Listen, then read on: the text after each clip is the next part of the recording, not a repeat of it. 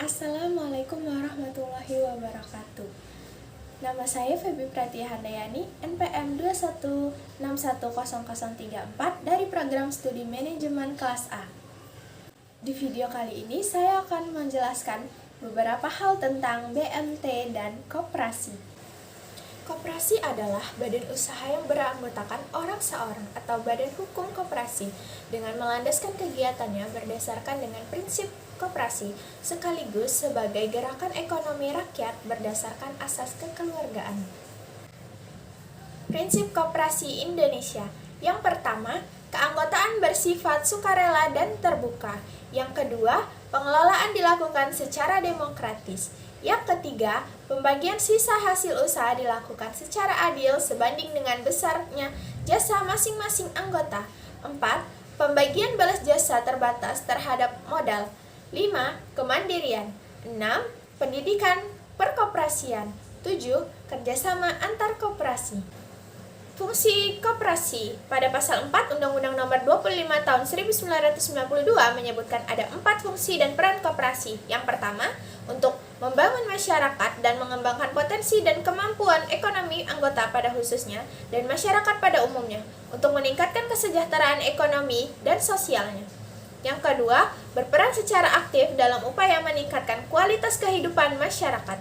Dan yang ketiga, memperkuat perekonomian rakyat sebagai dasar kekuatan ketahanan perekonomian nasional dengan koperasi sebagai sokogurunya. Dan yang keempat, berusaha mewujudkan dan mengembangkan perekonomian nasional yang merupakan usaha bersama berdasar atas asas kekeluargaan dan demokrasi nasional. Keuntungan-keuntungan jadi anggota koperasi. Yang pertama, anggota koperasi berhak mendapatkan sisa hasil usaha yang diterima berdasarkan atas modal yang ditanam dan keuntungan yang diraih koperasi tersebut. Yang kedua, jadi anggota koperasi itu bisa menghemat pengeluaran loh. Kok bisa? Iya, karena kita juga bisa membeli barang-barang di koperasi dengan harga yang lebih murah karena kita terdaftar sebagai anggota koperasi. Yang ketiga, ketika kita hendak meminjam uang di koperasi, bunga yang dibebankan juga lebih rendah, jadi cicilan kredit kita juga menjadi lebih kecil. Dan yang keempat, jadi anggota koperasi itu juga bisa mendapatkan pelatihan usaha dan memperluas relasi usaha. Sumber modal koperasi. Nah, modal koperasi terdiri dari modal sendiri dan modal pinjaman. Untuk modal sendiri, koperasi ini berasal dari yang pertama ada simpanan pokok. Nah, simpanan pokok itu adalah sejumlah uang yang sama besarnya dan wajib dibayarkan setiap anggota ketika hendak masuk menjadi anggota koperasi. Nah, simpanan ini tidak dapat diambil kembali selama masih menjadi anggota koperasi. Besar simpanan pokok ini biasanya ditentukan oleh rapat anggota. Dan yang kedua adalah simpanan wajib, yaitu sejumlah uang yang tidak sama besarnya bagi setiap anggota, tetapi wajib dibayarkan pada saat waktu tertentu. Simpanan ini ditujukan untuk meningkatkan modal secara bertahap selama menjadi anggota. Nah, simpanan ini juga tidak dapat diambil kembali. Yang ketiga ada dana cadangan, yaitu sejumlah dana yang disisihkan dari sisa usaha untuk memupuk modal dan menutup kerugian koperasi. Besarnya simpanan dana ini dicantumkan atau telah ditentukan pada anggaran dasar. Nah, yang keempat ada hibah atau biasa disebut donasi. Nah, pemberian donasi ini berupa uang untuk memperlancar jalannya usaha. Nah, ketika tadi kita sudah membahas tentang koperasi, kali ini kita akan membahas koperasi syariah. Apa sih yang dimaksud dengan koperasi syariah itu?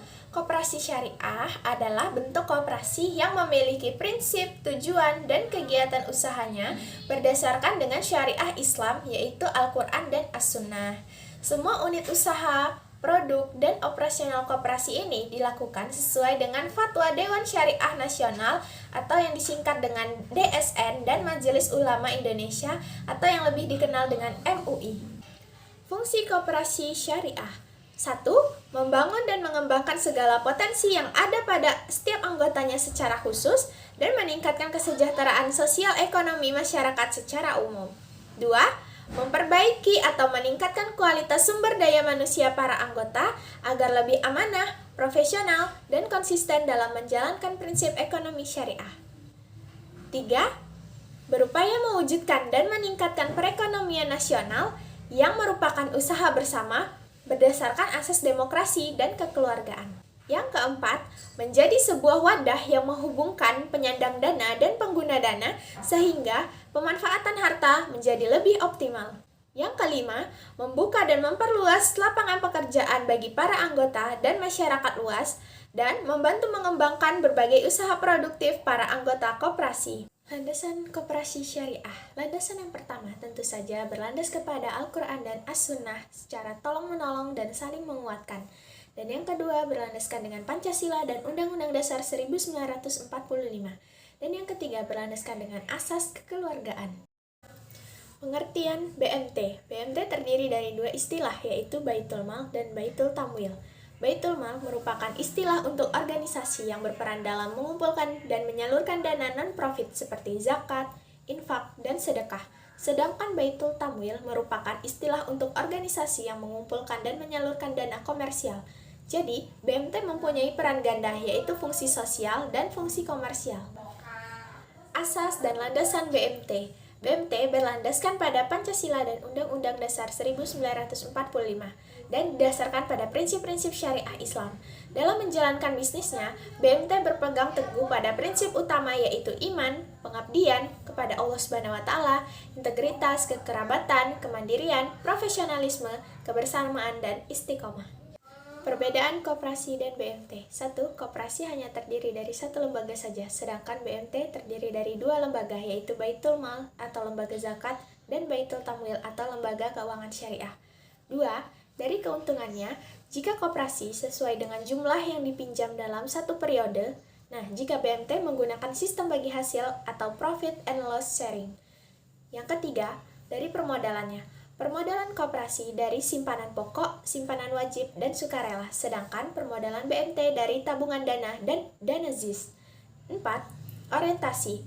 Koperasi berorientasi kepada laba, sedangkan BMT berorientasi kepada laba dan sosial. Yang kelima, atau yang terakhir, sumber laba.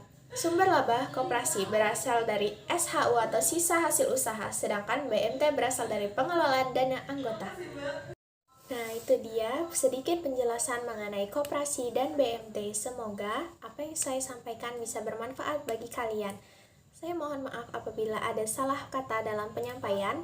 Saya akhiri. Wassalamualaikum warahmatullahi wabarakatuh.